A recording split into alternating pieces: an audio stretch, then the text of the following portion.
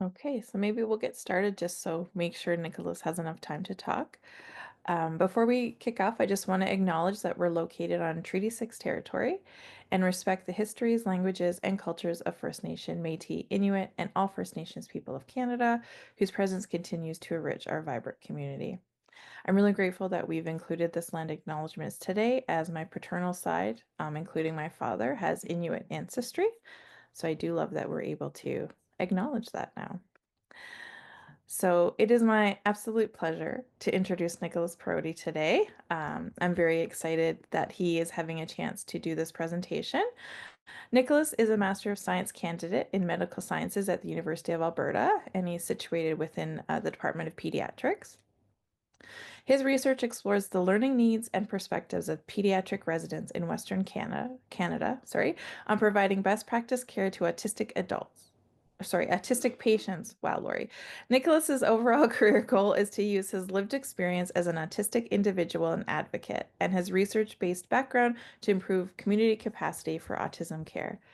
Um, So this is my presentation for Autism Research Rounds. It's actually my thesis presentation that I'm giving on Monday. I'm defending my thesis on Monday, so I'm very excited about that.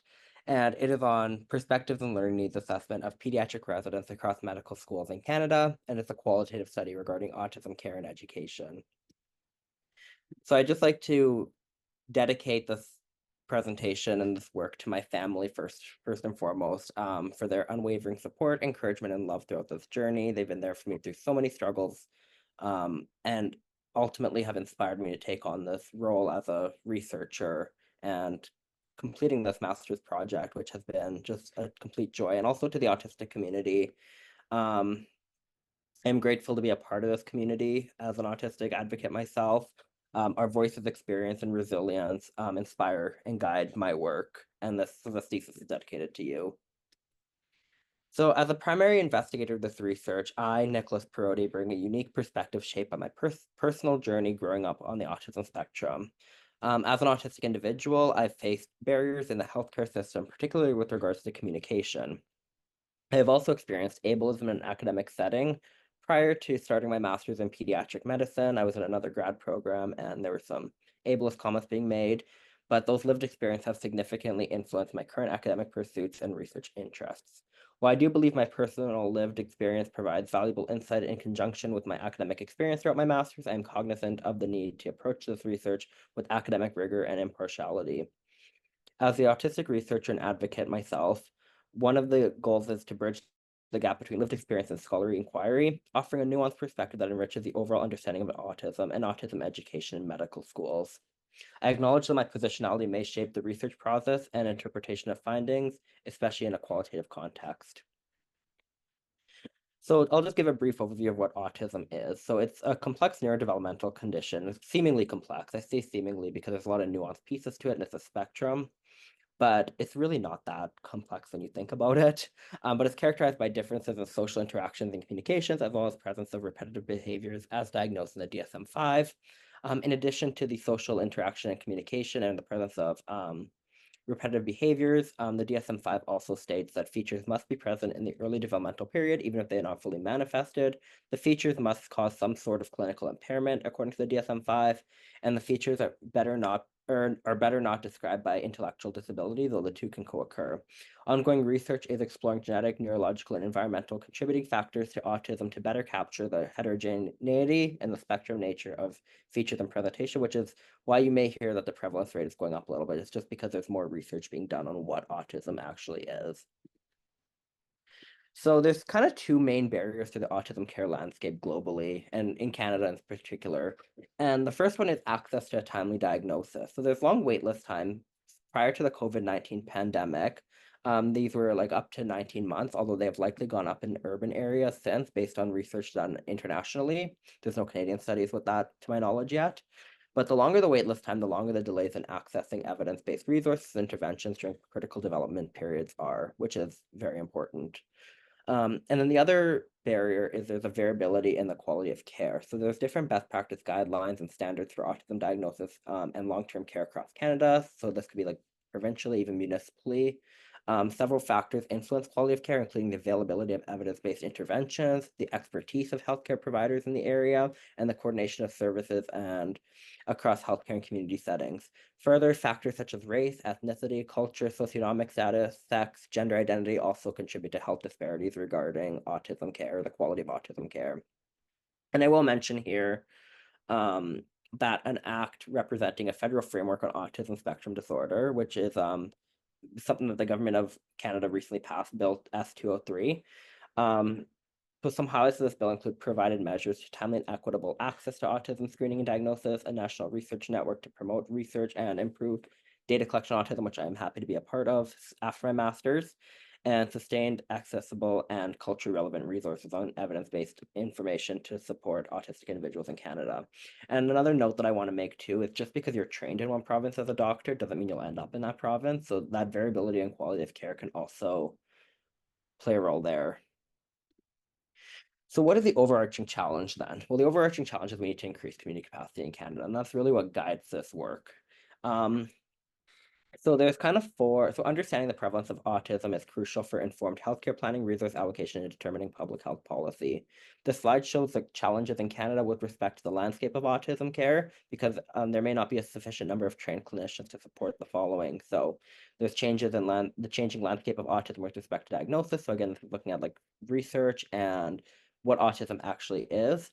The high prevalence of co-occurring conditions. There's a lot of co-occurring conditions that go along with autism, such as like anxiety, ADHD, GI problems, sleep, epilepsy, transitioning in adulthood, and caring for autistic individuals in rural communities. So in rural communities, it is harder to get care for autistic individuals.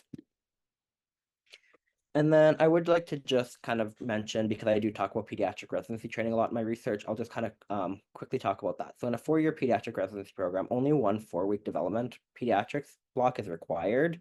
In some schools like the University of Alberta, there are 2 blocks, but only one is technically required by the Royal College of Doctors or whatever they're called.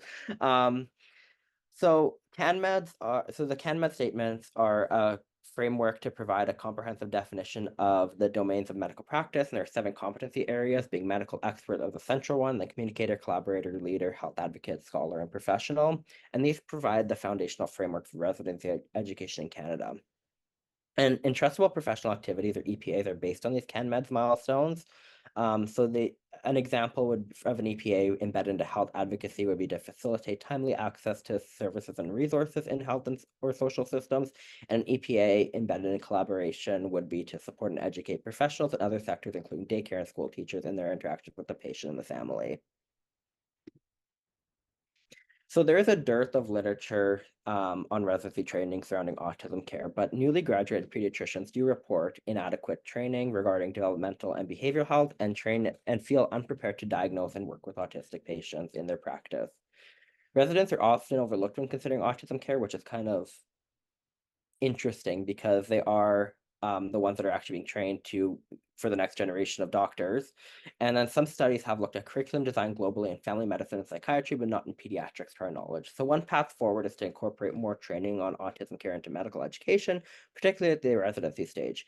To our knowledge, no study has evaluated the pediatric residency training program or any program in Canada really to determine where the learning needs and gaps in autism care actually are. So that leads me to my research question. So what are pediatric residents' current perspective on providing best practice care for autistic patients, including the role of pediatrician on the care team, and what are the learning needs and areas of improvement for pediatric residents surrounding autism care in the medical education system? So I will present who's kind of being interviewed here. So we interviewed 12 participants from the University of Alberta and University of British Columbia. They were all female pediatric residents in varying stages of their training. Some of them were developmental subspecialists, some of them were not, some of them were just starting out in pediatrics as a 1st and 2nd year. Some of them were in the middle there. So I won't get too philosophical here, but as a brief introduction to ontology and epistemology, ontology is essentially what is true, and epistemology is about the methods of figuring out what is true.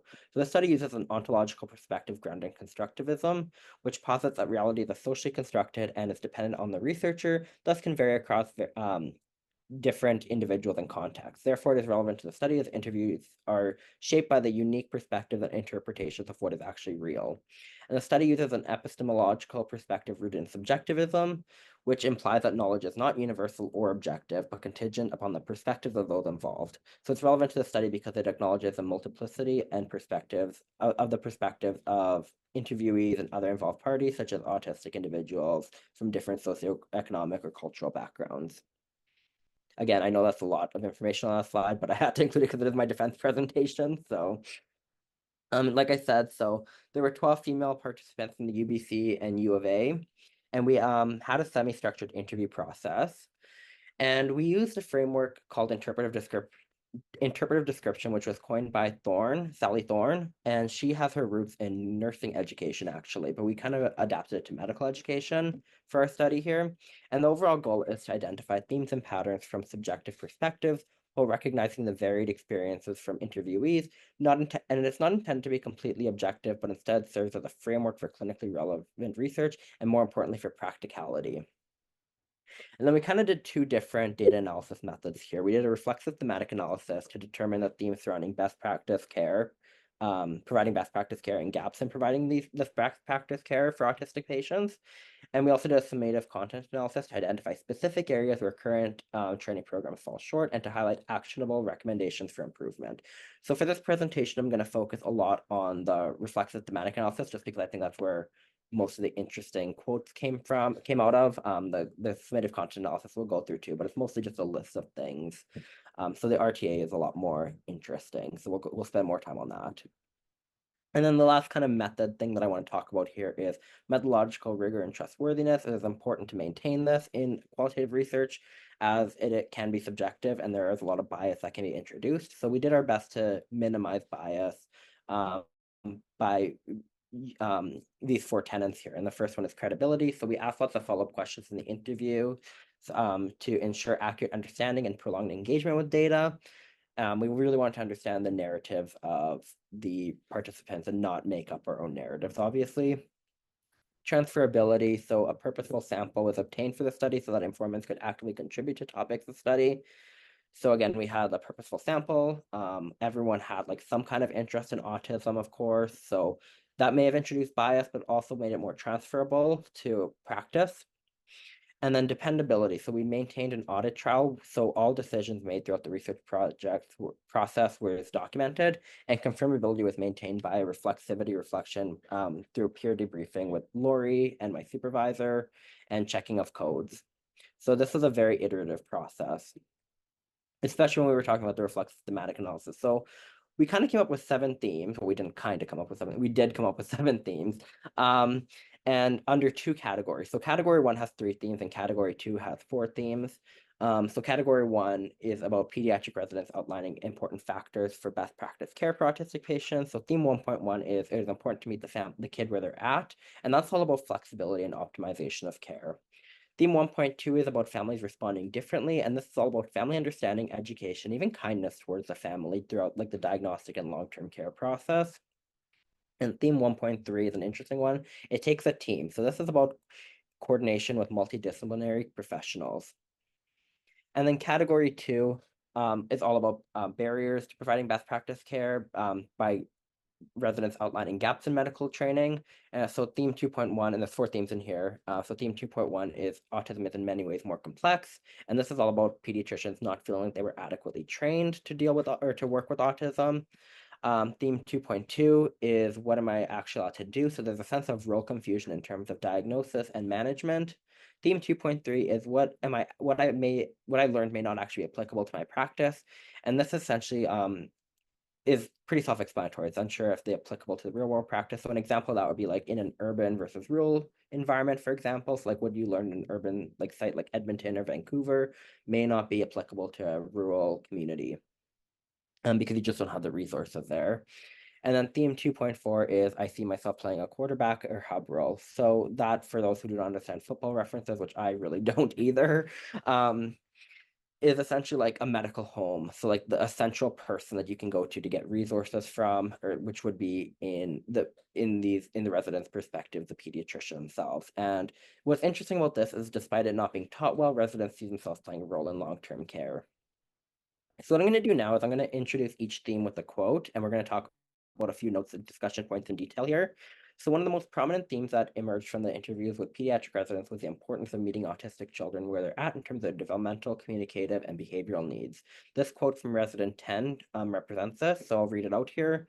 But also understanding that one child with autism is not the same as another child with autism, right? It's not a checkbox, and presentations are different, needs are different, behaviors are different, and you have to manage the child that's in front of you and not just a child with autism.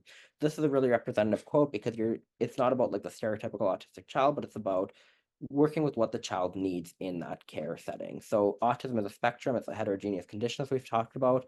Pediatric residents often emphasize this in the interviews, and healthcare providers should adapt their approaches based on the individual needs of their child. The sentiment aligns with the principle of patient-centered care in medicine, which advocates for tailoring healthcare to the individual characteristics, needs, and preferences of each patient, and also patient-centered care, but also family-centered care as well. And residents recommended that in medical training, there should be a stronger emphasis on flexibility as opposed to learning the diagnostic criteria as a rigid criteria and standardized methodologies. So it should be about that flexibility piece. Theme 1.2 is about families responding differently with regards to diagnosis, services, and care strategies. So this quote from resident 6 emphasizes this. Some families will respond differently to a diagnosis. I've seen families be really, really upset with having a diagnosis because they're worried about their child's future. And of course, it really is important to communicate that we actually don't know how the child is going to progress through life. So if I can share just a personal story here, when I was diagnosed, I had a lot of harmful predictions made about me that I'd never have friends, that I'd never make it academically, that I'd never have a relationship or a job or anything like that. Like just like things like that that you can't predict with a 6-year-old. And I'm happy to say that I have a few of my friends on this call right now, actually. So I'm very grateful that, those predictions didn't come to fruition. But it is important to recognize that you can't make predictions on a 6-year-old or a 5-year-old or a 7-year-old or anyone really, right? So it's really about but also family understanding and education play roles. Like families will be at different stages. They may have done some research on autism, they may not have, they may not know what autism is because they've never had to experience it, whether that's for cultural reasons or socioeconomic reasons or just because. So it's important to understand and educate what autism is. I mean, like some people may still have the belief that autism is caused by vaccines. So it's important to like take a very kind approach when explaining that that's not the case, obviously, and also just showing kindness towards the family in general, because it is a hard time to go through for a family, as these residents have noted. And then theme 1.3 is it takes a team. And what I'm going to acknowledge after this quote is that this is applicable to medical care in general. And I'll explain what I mean by that after I read out the quote here. So resident 7 stated that I think patients with autism definitely need a multidisciplinary team, and the extent of the different members of the team will is very personalized to the patient. Everything comes through one person that is not going to be lost. The child won't be lost to care. And what's interesting about this is this resident also noted how this is true in all of medical care, because the more complex someone's needs are, the more people you're going to need involved. And the more people that are involved, the more it's likely the child will be lost to the care, as this resident kind of stated. So I directly asked each resident who was involved in the care of autistic children, and what I want to outline from this table here is the range of professionals that were stated, from speech language pathologists, occupational therapists, behavioral therapists, to teachers, psychologists, nurses, to psychiatrists, to extracurricular coaches.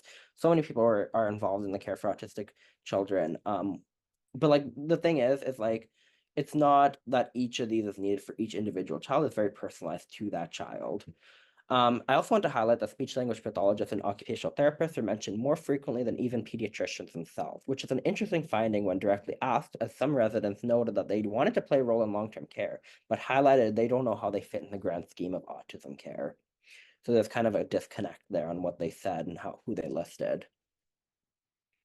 So now we're switching over to category 2 here, and theme 2.1 is about autism being in many ways more complex. So another question I directly asked every participant was if they felt their training was adequate, and resident 10 had a very common sentiment, but she explained very well that she said, no, my general pediatric residency is not adequate. I just did not learn enough. I mean, the average general pediatrician, 60% of your practice is in child development, and we do one, maybe two rotations at all of general pediatric residency. And, they didn't have a continuity clinic, which I'll explain later. It's just the way the residency was structured. So medical education tends to not capture the full spectrum of manifestations of co-occurring conditions. Based on what the residents said, it's very much like that stereotypical like autistic textbook child, which doesn't really exist. There's a disproportionate gap in how much time is spent on developmental pediatrics and training compared to the quantity of children seen in real world practice. So again, you have 4 weeks in a 4-year residency program, but 60% of your practice is developmental and behavioral health. So it's not very proportionate to who you see in clinic, in a community clinic, of course. And some areas residents feel uncomfortable with include pharmaceuticals, community services, and managing aggression, as noted by resident 5, I believe it was.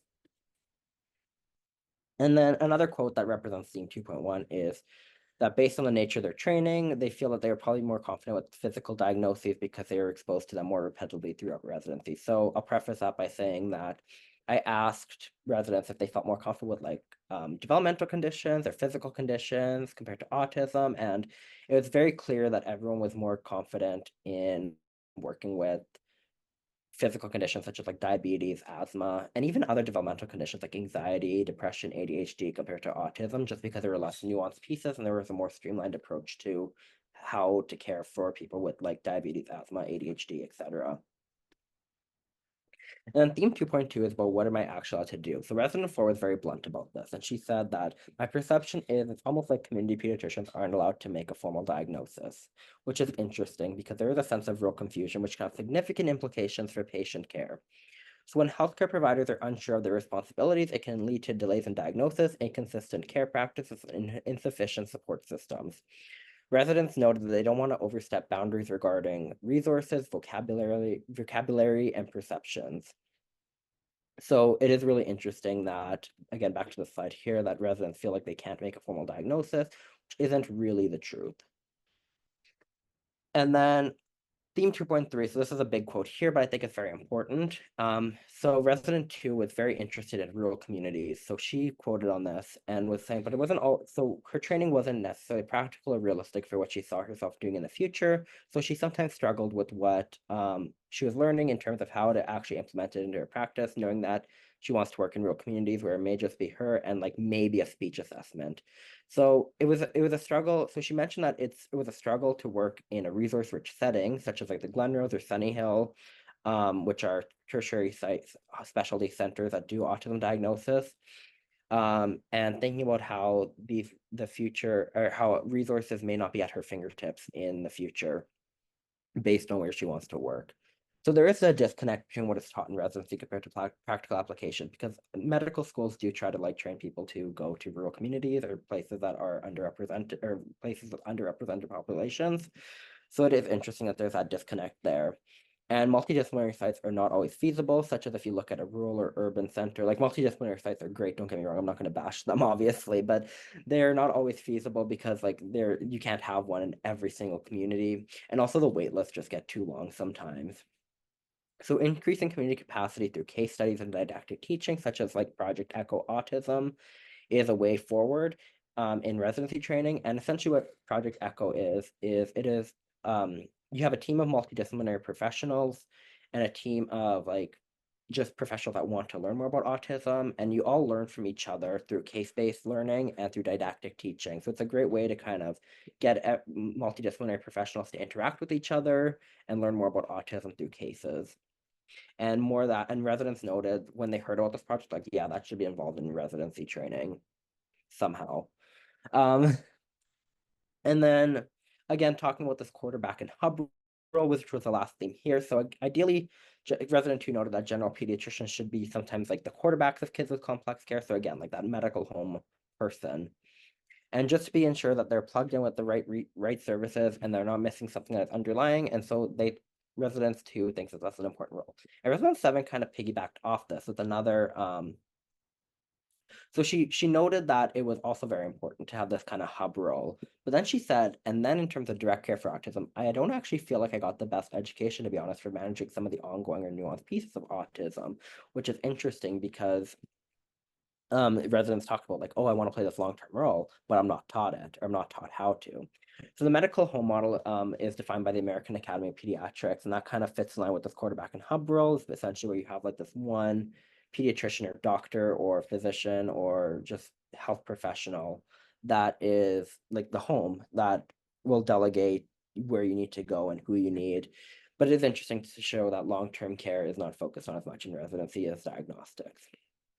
Those are kind of the thematic analysis. Now I'll kind of switch over to some of the more prominent gaps that were noticed in medical training. So again, I won't spend too much time on this, but clarity on the role related to autism care was a gap. So residents weren't really sure like what their role would be in training after they're done training for autism care.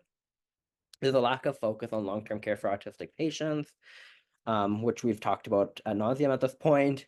There's not a lot of exposure or teaching of autism in residency, so they might get like an academic half day. They may see like an ADOS, for example, but they're not sure what. But they don't. It's very variable on how much they actually see. There's a lack of knowledge on pharmaceuticals associated with autism care. So again, like, and that's more to do with co-occurring conditions. Timely diagnosis to both the patient and the physician. So time that it takes to do an assessment or it can be a gap. More exposure to assessments and training is needed, and there are communication concerns in community. So communication is not always smooth between doctors and multidisciplinary professionals. And these are kind of some of the solutions to mitigate the gaps. So one of them, the most prominent one, and I'll kind of go over these more when I talk about practical recommendations, but I'll kind of list them out here. So more teaching on autism outside the developmental block, expansion of development rotation and residency, and again, I'll talk about those two in specific more. Seeing autistic patients in a continuity clinic. So those who don't know what a continuity clinic is, essentially throughout residency, you have patients that you follow throughout the 4-year program, and it would be helpful to incorporate autistic patients into that clinic. More teaching on what long-term care management would look like, clear directions on community guidelines from community providers, such as like other physicians or social workers or people in the community that are providing care for autistic children, and also more skills on diagnostic delivery. They did so like how to actually deliver a diagnosis, and autism should be more prominent earlier on, so like in undergraduate medical education. Because as far as I'm aware, most of the schools from the people that I've talked to have like one lecture on developmental health, and that's just not adequate in my opinion. But I won't get into that right now.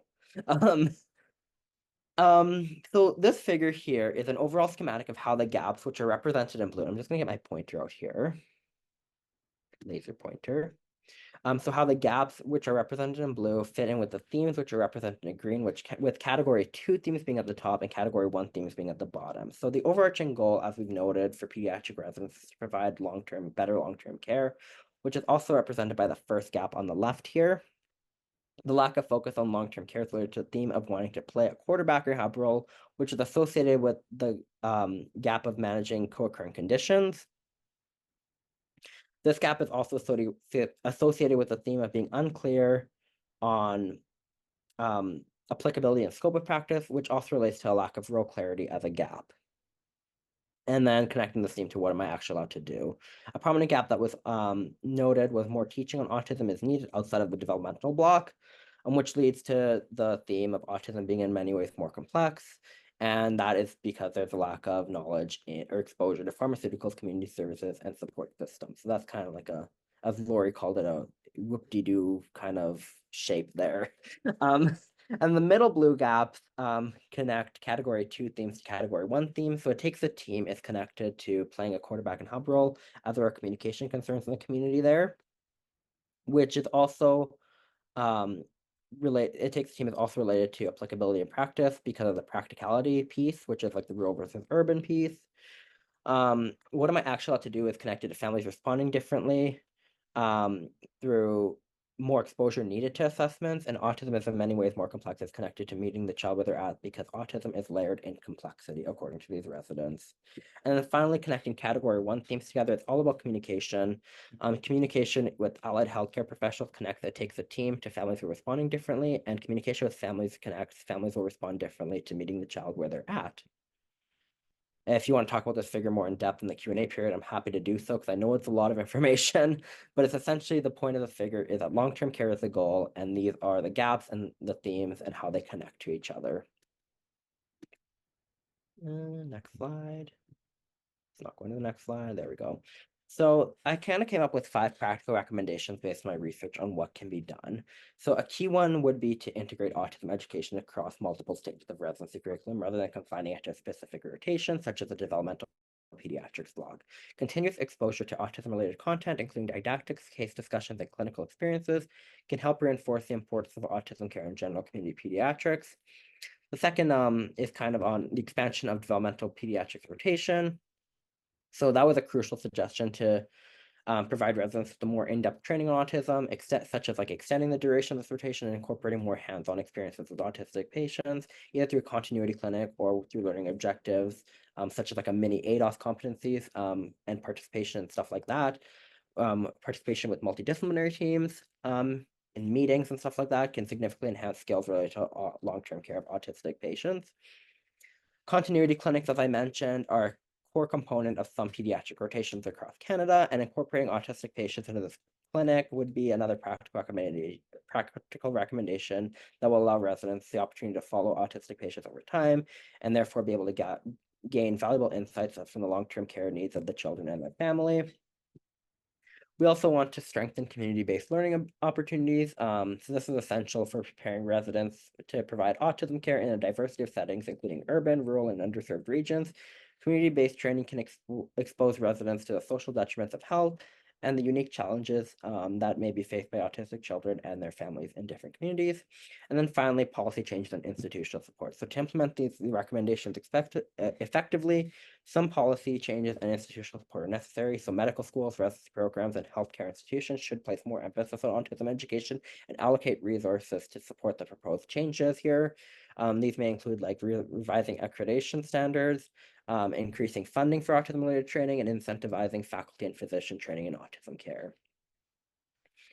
And then finally, some future research directions based on where this research kind of came from and where it's going to go. So the first one would be like evaluation of proposed solutions after being implemented. So things like Project Echo, which I mentioned, like teaching or lived experience integration in residency, we could evaluate how that actually works in training. We could look at the long-term impacts of newly proposed solutions. So we could look at the quality of care provided to children and families, as well as a longitudinal study could be like how physicians' practices and patient outcomes have changed over time. And an in-depth exploration of community-based learning activities and interdisciplinary training in enhancing competency in autism care. So something I'm very much an advocate for is community-based participatory research, where you have participants from the community actually involved in the research process and what is actually important to them. So in training would be, it's like, what do autistic people and their families actually think residents should be learning would be a way forward as well. So community-based participation. I would also just like to finish off here by thanking my family and my friends and the team at the Autism Research Center. This has been an incredible journey throughout my master's, and I'm so happy that I hopefully get to stay in this field for life. And I am just very grateful for the opportunity because I did come from a lot of ableist environments, and I'm just very happy to have found my niche now. I'd also like to thank the Autism Edmonton and Autism Research Center grant for funding this work, as well as the Stollery Chair, Foundational Chair in Autism, for also funding me. And yeah, with that, without further ado, I'm done.